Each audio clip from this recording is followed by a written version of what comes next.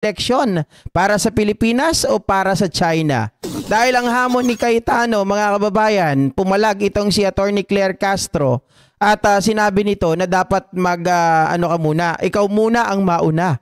'Di ba? Mga kababayan, kung gusto mo talaga na kung willing ka at talagang ito ay galing sa puso mo, hindi ikaw muna mag-resign, pero wag ka naman damay.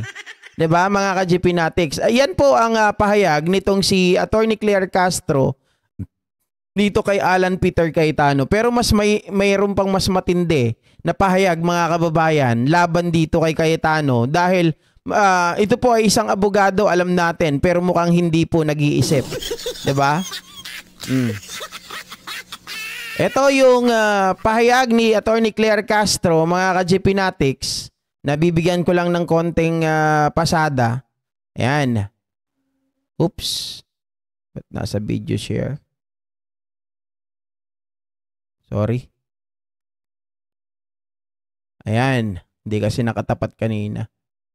Okay. Ito po yun, mga kababayan. Sabi niya, Cayetano, hinamon ni Castro na maunang mag-resign sa hirit nitong snap election. What if, sabi kasi ni Cayetano, di ba? We all just resign and allow a snap election from the President, Vice President, Senate, and Congress with one important addition. No incumbent from the above can run from one election cycle. Oh, sabi ni Attorney Claire, do you start? Sabi niya ganon. Ikaw muna mag-start.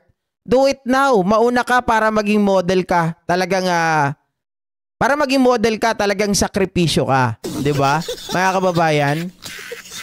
Ang katanungan ba, sino ang makikinabang? Halimbawa, kunwari lang, mga kababayan, for the sake of argument, ginawa ng presidente, vice president, kung papayag si Sara, kunwari, mga kababayan, at mga senador at mga kongresista, sino ang makikinabang? 'Di ba? Magugulo. Mga kababayan, magugulo. At walang magpapalakad sa gobyerno natin. Pangalawa, mga ka-GP Natics, ang panawagang ito ni Alan Peter Cayetano na isang abogado ay isang malaking katarantaduhan. Bakit katarantaduhan, GP? Isipin po natin, isa siyang abogado. Pero ito po ang maliwanag na paliwanag. Paliwanag na paliwanag. Okay? Dito kay Attorney Ibanez, si Attorney Rockstar, mga kababayan, talagang binanatan ng gusto si Alan Peter Cayetano. Hindi lang po siya ang mga bumanat, maging sila Attorney Bueno, dahil ito daw ay pahayag ng isang tao na hindi nag-iisip. Proposal ni Senator Cayetano, mag-resign daw ang President, Vice President, lahat ng Senator at Congressman. Tapos mag-snap elections para daw fresh ang... Proposal ni Senator Cayetano, mag-resign daw ang President, Vice President, lahat ng Senator at Congressman. Tapos mag-snap elections para daw fresh ang gobyerno. WTF, snap elections na... What the fuck? Mga kababayan, what the fuck? Proposal ni Senator Cayetano, mag-resign daw ang President, Vice President, lahat ng Senator at Congressman. Tapos mag-snap elections para daw fresh ang gobyerno. WTF, snap elections, nare-realize ba niya ang chaos na pinapropose niya? Sabi ng Constitution, kapag nag-resign ang President, ang Vice President ang papalit. Correct. Pero sa fantasy world ni Cayetano, pati VP nag-resign din. Fantasy world, mga kababayan. Alam po natin, di ba? Ang trabaho ng Vice President, mga kababayan, siya ang successor. Di ba? Kapag namatay, may nangyari, naging invalido ang presidente, siya ang papalit. Kaya nga, itong mga Duterte supporter, mga Duterte, ay talagang aligaga sa pag-agaw sa pwesto ni PBBM. Pero, ibang usapan na kapag halimbawa nagsabay na wala ang presidente at vice president, mga kababayan, alam natin, ang papalit, sino? Mga kababayan, pwedeng ang pumalit ay sa Senado manggaling or sa Kongreso. 'Di ba? Pagbobotohan. So ngayon, dahil nga po walang senador, magre-resign din daw. Magre-resign din ang lahat ng nasa Kongreso. Sino ngayon ang uupo? Barangay Tanod. 'Di ba? Sino ang uupo? Si mga kababayan. Diyos ko, si Digong. Oh. So, kapag nag-resign sabay, President at VP, Congress must call a special election within 7 days. Ang problema... Hindi, iba yun, Red Baron. Hindi pwedeng military ang mag-take over. Ito sa ano to, yung military ang mag-take over, ito yung sa coup. Sa coup yan, yung coup d'etat. Military ang mag-take over. Pwedeng ang iupo nila military or si BP. 'Di ba? Pero mga kababayan, kapag sa stop election, dahil nga ito ay hindi po tayo ready dito, wala po sa konstitusyon natin ito. 'Di ba? Kung ang lahat ay magsasabay-sabay na eto, hayaan ko na nga lang si Attorney Ibanez na magpaliwanag na ano pa ako sa inyo eh. Si World ni Cayetano, pati VP nag-resign din. So, kapag nag-resign sabay, President at VP, Congress must call a special election within 7 days. Ang problema, walang Congress. Sino magko-call ng special elections? Tama. What about the House and the Senate? Sabi ng Constitution, in case of vacancy in the Senate or in the House of Representatives, a special election may be called in the manner prescribed by law. Okay, wait lang, attorney. Puntahan ko lang muna to, nakakita ko rin to eh. Sa line of succession, ang SP, if in case na mabakant ang president or BP. Mga kababayan, tama naman kasi pag nawala ang presidente or nawala ang vice president, kunwari sabay. 'Di ba? Kunwari, mga kababayan ay yung sumabog, yung kanilang sinasakyang eroplano, kunwari lang nagsabay yung dalawa. Tapos sumabog yung kanilang sinasakyan. So yung SP ang papalit. Mga kababayan, kaya lang itong yung mundo na iniisip ni Cayetano, sabay-sabay kasi eh. From President, BP, SP, Congress. Mga kababayan, paano magkakaroon ng sino ang magdidikta ng panibagong special election kapag nagkataon? Kung walang Congress. 'Di ba bakante eh? Kailangan kasi mga kababayan, may stable mo muna, may Kongreso, mayroong Senado. Para sila po ay makapag-decide at makapag-schedule ng special election. Resign sabay, President at VP, Congress must call a special election within 7 days. Ang problema, walang Congress. Sino magko-call ng special elections? What about the House and the Senate? Sabi ng Constitution, in case of vacancy in the Senate or in the House of Representatives, a special election may be called in the manner prescribed by law. So, sa Senate, kailangan gumawa muna ng law bago magka-special election. Tama. Kung walang Senate, sino gagawa ng law? Mga kababayan, kung walang Senate, walang gagawa ng law. Tama.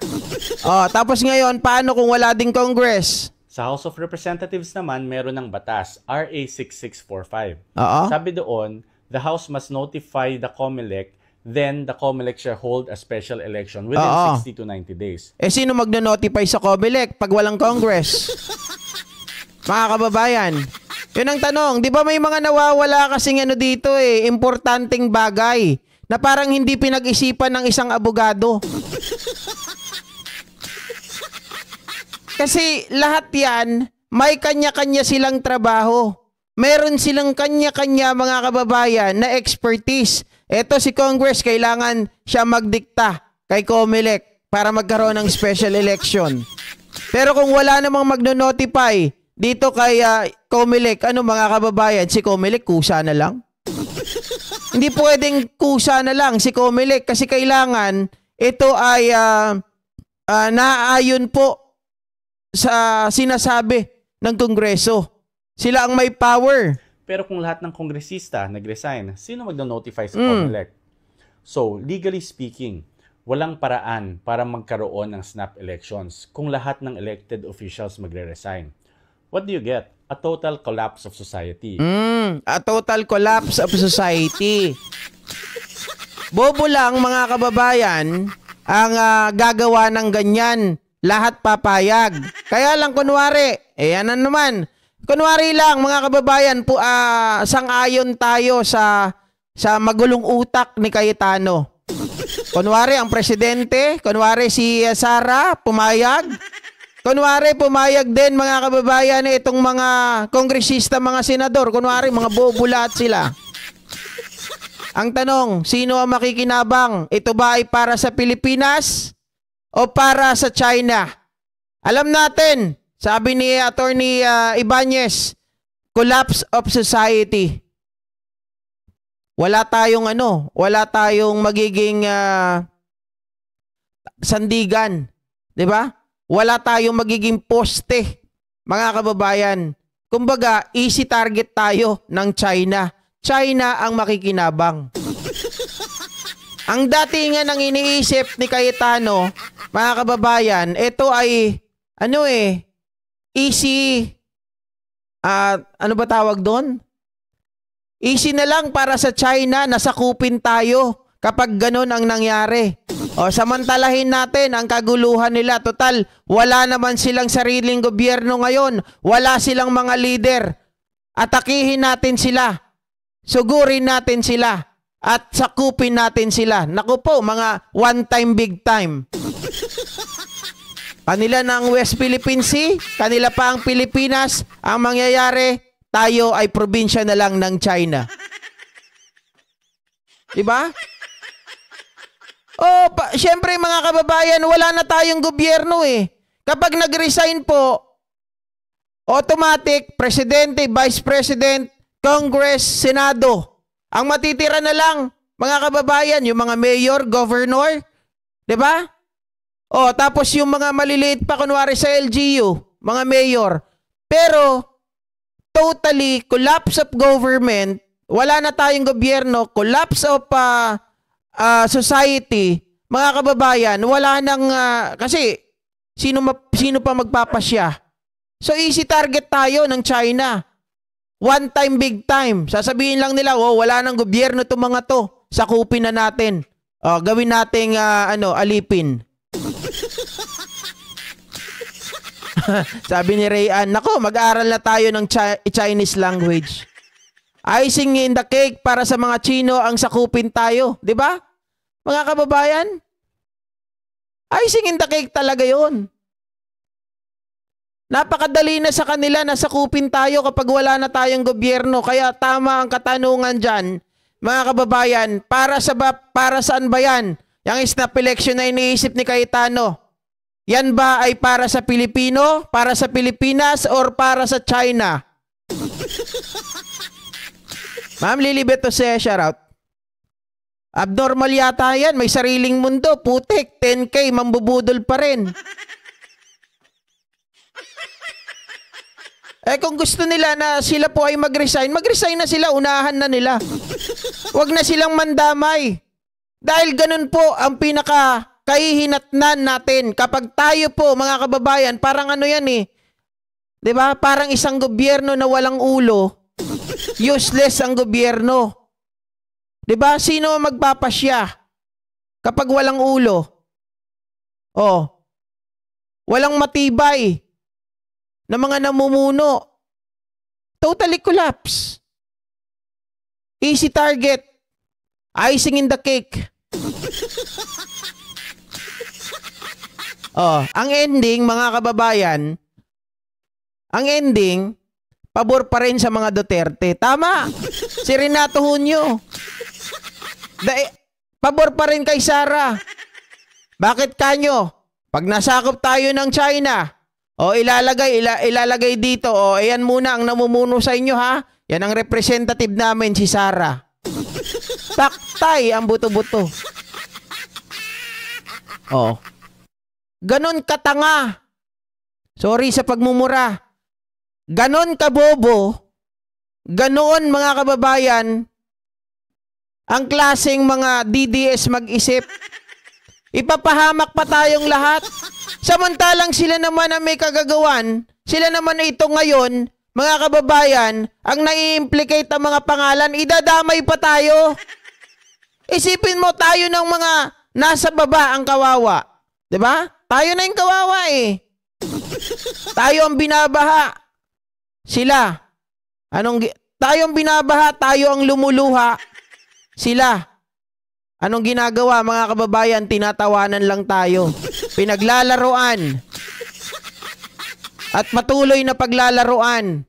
Papaasahin tayo para magbalik ang tiwala ng taong bayan. We have and we should resign all the government officials from President, Vice President, Senate, or Senators, Congress, na Japan. Wala pong kahihinatnan yun. Bakit? Parang we are back to zero, mga kababayan. 'Di ba? Totally back to zero.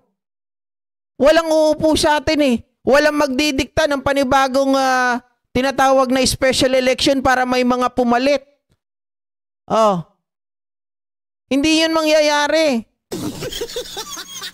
At meron pa dito na ang kalagayan ata, mga kababayan, kung sakaling ganon, halimbawa, kunwari, buhay pa ang Congress, nagsabi sila nag-notify sila sa COMELEC, 90 days ang aantayin bago magkaroon ng tinatawag na special election.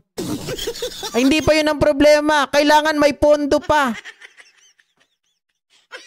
Dahil ang pagboto ay hindi basta-basta. Ang botohan hindi basta-basta. Bilyon ang gagastusin.